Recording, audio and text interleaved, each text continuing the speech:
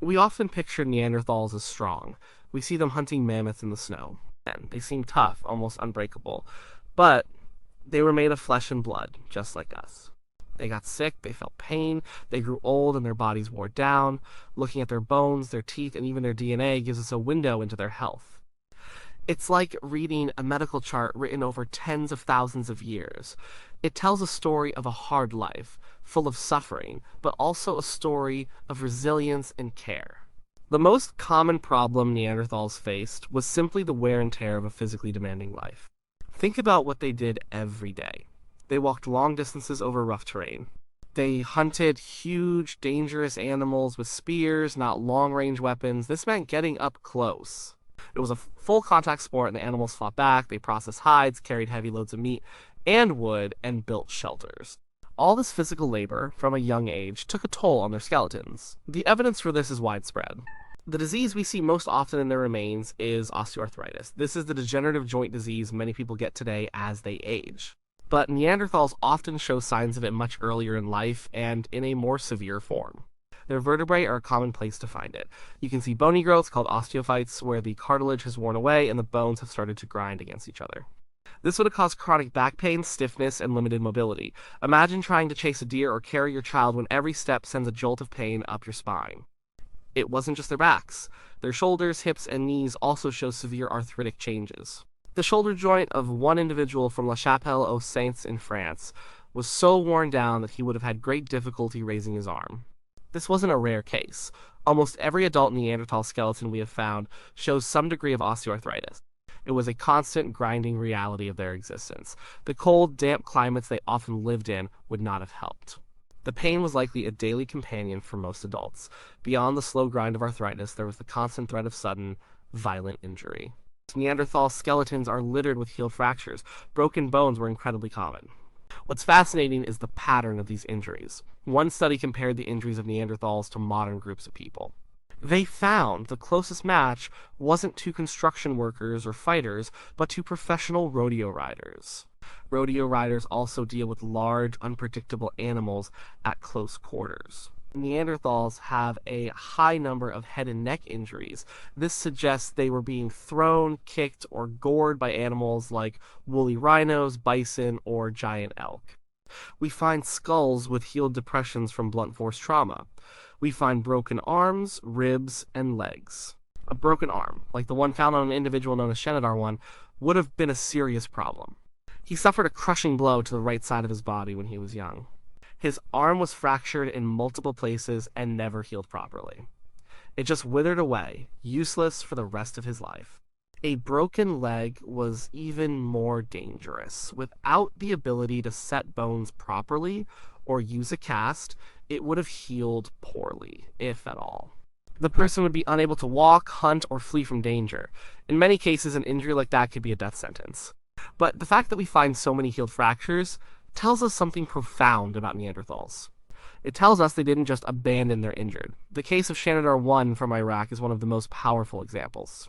This man lived a very hard life. Besides his useless right arm, he had a healed fracture on his foot that would have given him a painful limp. A blow to the left side of his head likely blinded him in one eye.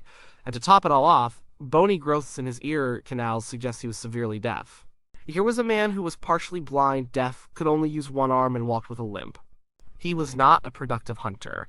He could not have survived for years on his own. Yet he lived to be around 40 years old, which was a ripe old age for a Neanderthal. His survival means someone else was feeding him. Someone was protecting him from predators. Someone was helping him move from camp to camp. His bones are silent proof of compassion. They show us that Neanderthals had a social structure that supported the weak and the infirm. They cared for each other. The old man of La Chapelle aux Saints is another example. He was riddled with arthritis, had lost most of his teeth, and had a healed broken rib. So he would have needed his food processed for him, perhaps chewed by others, to be able to eat.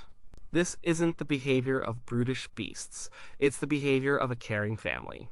Infections were another constant, invisible enemy. In a world without soap, antiseptics, or antibiotics, any small cut could turn deadly.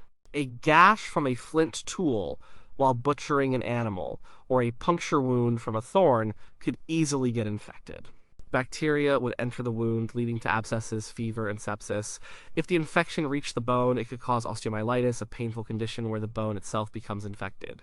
So we can see evidence of this in their skeletons. There are bones with holes and rough patches where the body was fighting a chronic infection.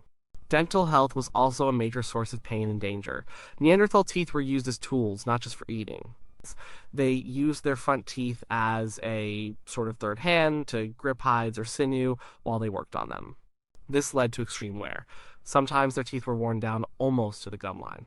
This wearing exposed the pulp cavity, creating a direct pathway for bacteria to get in and cause excruciating abscesses. We have found Neanderthal jaws with large holes at the root of a tooth, evidence of a severe abscess that drained pus into the mouth. The pain would have been unimaginable, and a dental infection could easily spread. It could travel into the bloodstream, causing systemic infection or erode the jawbone itself. The individual from La Chapelle-aux-Saints had lost so many teeth that chewing would have been nearly impossible, another reason he needed care from his group. But a recent discovery gave us an amazing insight into how they might have dealt with this pain. Scientists analyzed the hardened plaque, or dental calculus, on the teeth of a Neanderthal from El Sidrón cave in Spain. This individual had a nasty dental abscess. In his plaque, they found DNA from the poplar tree.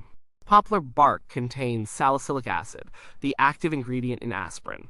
They also found traces of the mold penicillium, which naturally produces the antibiotic penicillin. It's impossible to know for sure, but this is strong evidence that this Neanderthal was self-medicating. He was eating bitter poplar bark to ease his toothache and perhaps chewing on moldy plants to fight the infection. It shows a sophisticated knowledge of his environment and the medicinal properties of plants.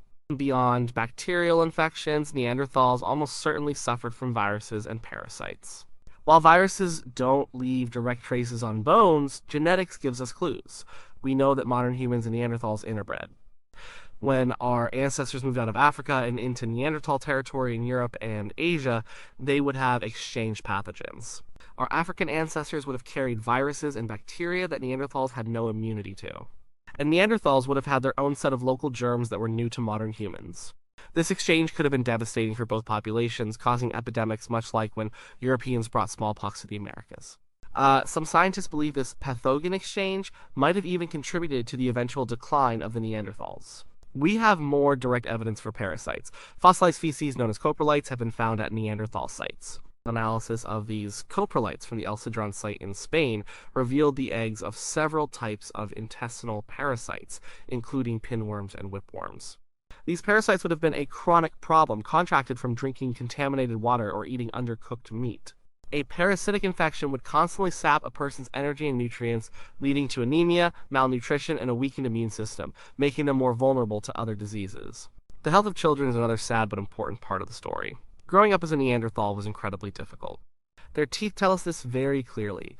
When a child goes through a period of severe stress, like a famine or a serious illness, the growth of their tooth enamel can be temporarily disrupted. This leaves a permanent horizontal line on the tooth, called an enamel hypoplasia. These lines are like tree rings, recording the hardships of childhood. Most Neanderthal teeth show these lines, often multiple lines, meaning they endured repeated episodes of severe stress as they were growing up. Infant and child mortality rates were likely very high. Life was precarious from the very beginning. In some cases, we can see evidence of nutritional deficiencies in their skeletons. A condition called porotic hyperostosis, which causes a porous, spongy appearance on the skull, is sometimes seen. This is often linked to severe iron deficiency anemia.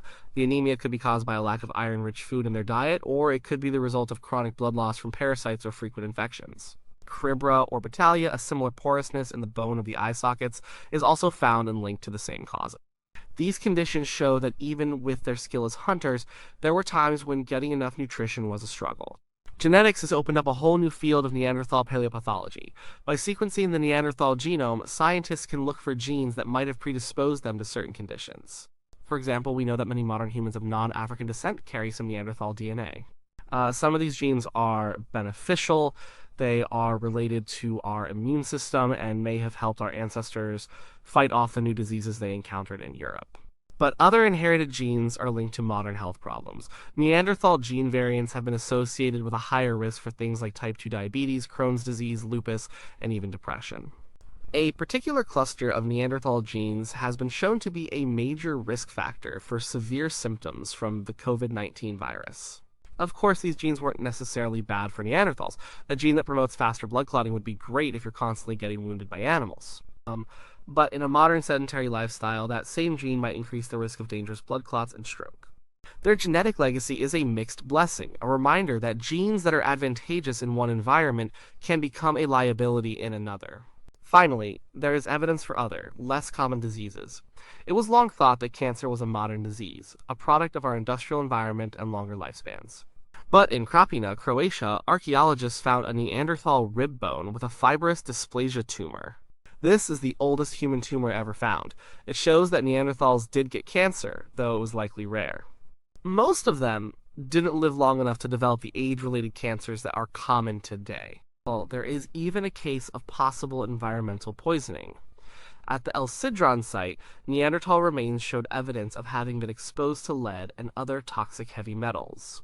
The source is unknown. It could have been from a contaminated water source or from using certain minerals for pigment. It's a stark reminder that environmental toxins are not just a modern problem. So what does this all tell us? The picture of Neanderthal health is one of constant struggle.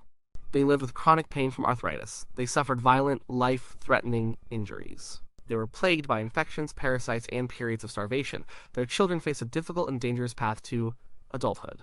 Life was short and often brutal, but that is not the whole story. The evidence also paints a picture of incredible toughness and resilience. They survived these conditions for hundreds of thousands of years, across vast and often harsh landscapes. They were knowledgeable about their environment, using plants as medicine to soothe their pain and fight their infections. And most importantly, they were a compassionate social people. They cared for the sick, the injured, and the elderly. They didn't leave the vulnerable behind. The healed bones of Shanidar 1 speak just as loudly about their humanity as any cave painting or tool.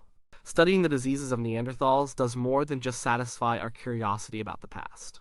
It connects us to them. It reminds us that behind the stereotype of the brutish caveman was a person who felt the searing pain of a toothache, the dull ache of an old injury on a cold day, and the fear that comes with a high fever. Their health problems were a fundamental part of their human experience, just as ours are for us. Their story is a testament to the fragility of life and the powerful, enduring strength of community.